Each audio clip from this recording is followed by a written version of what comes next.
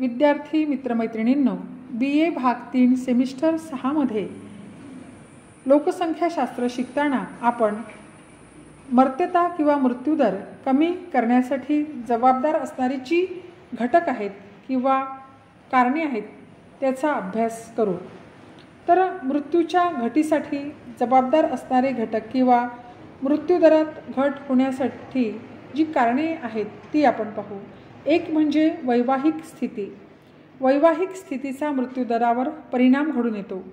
विवाहित स्त्री पुरुषांपेक्षा अविवाहित स्त्री पुरुषांमध्ये मृत्यूचे प्रमाण जास्त आढळून येते, कारण विवाहित लोकांच्या जीवनात नियमितता असून ते सुखी समाधानी असतात, परंतु अविवाहित स्त्री पुरुष अनियमित व स्वैर जीवन जगत असल्याने त्यांना विविध रोग जडतात. परिणामी अशा लोकांमध्ये मृत्यूचे प्रमाण अधिक असते. अविवाहित स्त्रियांपेक्षा विवाहित स्त्रिया सुखी व आनंदी जीवन जगत असल्याने त्यांच्यात मृत्यूचे प्रमाण कमी असते. त्यानंतर शिक्षण. शिक्षण हा मृत्यूदरावर परिणाम करणारा एक प्रमुख घटक आहे. सुशिक्षित लोकांची आर्थिक परिस्थिती नोकरी किंवा व्यवसायामुळे चांगली असते, त्यामुळे त्यांचे राहणीमान चांगले असते. तसेच शिक्षणामुळेच त्यांच्यात स्वतःच्या आरोग्याविषयी, स्वच्छतेविषयी, अंधश्रद्धेविषयी व एकूण आरोग्याविषयी जागृती मोठ्या प्रमाणात दिसून येते. त्यामुळे अशिक्षित लोकांपेक्षा सुशिक्षित लोकांमध्ये मृत्यूचे प्रमाण कमी दिसून येते. त्यानंतर पुढचा घटक आहे व्यवसाय. व्यवसाय व मृत्यूदर यांचासुद्धा जवळचा संबंध असल्याचे दिसून येते.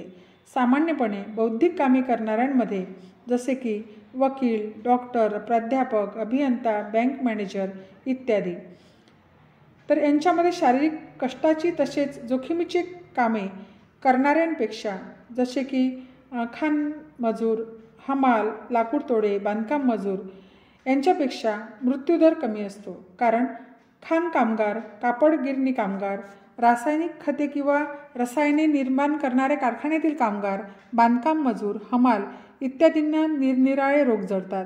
त्यामुळे बौद्धिक व आरामदायी स्वरूपाची कामे करणाऱ्यांपेक्षा त्यांच्यात मृत्यूदर जास्त आढळून येतो. थोडक्यात व्यवसाय हा घटक मृत्यूदरावर परिणाम करतो. त्यानंतर नागरीकरण. नागरीकरणामुळे मृत्यूदर कमी झाल्याचे दिसून येते. नागरी भागात वैद्यकीय सोयीसुविधा, दळणवळणाच्या सोयी, शिक्षणाचे प्रमाण, दैववाद व अंधश्रद्धा विषयी जागृती, पिण्याचे स्वच्छ पाणी, सार्वजनिक स्वच्छतेच्या अत्याधुनिक सुविधा, वैयक्तिक स्वच्छतेविषयी जागृती इत्यादी बाबी आढळून येत असल्यामुळे नागरी भागात ग्रामीण भागापेक्षा मृत्यूचे प्रमाण कमी दिसून येते. त्यानंतर दुष्काळावर नियंत्रण. तर स्वातंत्र्यापूर्वी वारंवार दुष्काळ पडत असत, त्यामुळे मृत्यूदर जास्त होता. स्वातंत्र्यानंतर मात्र भारत सरकारने पायाभूत सुविधांमध्ये मोठ्या प्रमाणात वाढ केली. तसेच हरित क्रांतीच्या माध्यमातून अन्नधान्याच्या उत्पादनात प्रचंड वाढ केली. त्यामुळे एखाद्या भागात दुष्काळ पडल्यास ताबडतोब त्या भागात अन्नधान्याचा व इतर साहित्याचा पुरवठा करणे शक्य झाले. परिणामी दुष्काळी संकटामुळे होणारे लोकांचे मृत्यू मोठ्या प्रमाणात थांबले. थोडक्यात सरकारने देशातील पायाभूत सुविधा व इतर सुविधांमध्ये वाढ करून दुष्काळावर नियंत्रण मिळविल्याने मृत्यूदर झपाट्याने घटल्याचे दिसून येते. त्यानंतर पुढचा घटक आहे साथीच्या रोगांवर प्रभावी उपाययोजना. पूर्वी निरनिराळ्या साथीच्या रोगांमुळे लाखो लोक मृत्युमुखी पडत.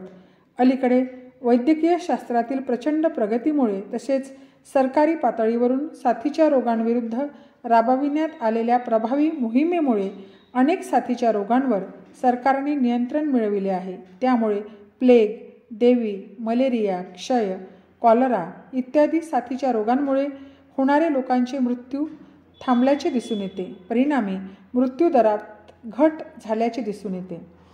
त्यानंतर आरोग्य सोयींमध्ये वाढ. भारतात स्वातंत्र्य मिळाल्यानंतर भारत सरकारने ग्रामीण भागात मोठ्या प्रमाणावर प्राथमिक आरोग्य केंद्राची स्थापना केली. भारतात एकूण 28,863 प्राथमिक आरोग्य केंद्रे आहेत. तसेच संपूर्ण भारतात 2016 नुसार एकूण 1,37,06,013 बेड्सची व्यवस्था आहे, ज्याला आपण खाटांची व्यवस्था आहे.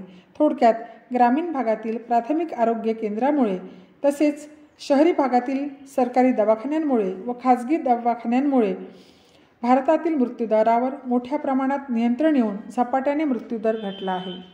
त्यानंतर 8वा घटक आहे अत्याधुनिक प्रसूतिगृहाची सोय. पूर्वी प्रसूतीकरिता अद्ययावत सुविधा उपलब्ध नसल्याने बाळंतपणात स्त्रियांचे तसेच बालकांचे मृत्यूचे प्रमाण जास्त होते. अलीकडील काळात मात्र प्रसूतीकरिता अद्ययावत सुविधा उपलब्ध झाल्याने बाळंतपणात होणारे स्त्रियांचे व बालकांचे मृत्यूचे प्रमाण प्रचंड घटले. त्यामुळे एकूण मृत्यूदरात झपाट्याने वाढ झाली आहे. त्यानंतर पुढचा घटक आहे स्वच्छता. स्वच्छता व मृत्यूदर यांचा जवळचा संबंध आहे. अस्वच्छ जीवन जगणाऱ्या लोकांचे आयुष्य अल्पजीवी असते.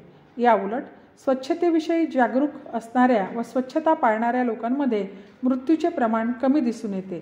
ते दीर्घ आयुष्य जगतात. आजूबाजूचा परिसर स्वच्छ नसेल तर अशा ठिकाणी राहणाऱ्या लोकांमध्ये मृत्यूचे प्रमाण जास्त दिसून येते. अल्पविकसित देशामध्ये विकसित देशात स्वच्छतेचे प्रमाण खूपच जास्त असते. त्यामुळे विकसित देशांमध्ये मृत्यूदर कमी असल्याचे दिसून येते. पूर्वीच्या तुलनेत अलीकडील काळात भारतातही स्वच्छतेविषयी बरीच जागृती झाल्यामुळे भारतात अलीकडील काळात मृत्यूदरात घट झाली आहे. आणि शेवटचा घटक आहे तांत्रिक प्रगती. तंत्रज्ञानातील प्रगती व मृत्यूदर यांचा जवळचा संबंध आहे. विकसित देशांमध्ये वैद्यकीय क्षेत्रातील तांत्रिक प्रगतीमुळे मृत्यूदर खूपच कमी आहे. भारतातही देशामध्ये वैद्यकीय क्षेत्रातील तांत्रिक प्रगतीमुळे मृत्यूदर खूपच कमी दिसून येतो.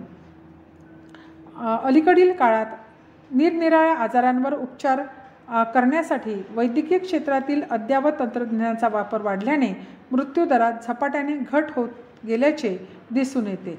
तर अशा प्रकारे या सर्व घटकांमुळे किंवा कारणांमुळे मृत्यूदरात घट होत असल्याचे दिसून येते.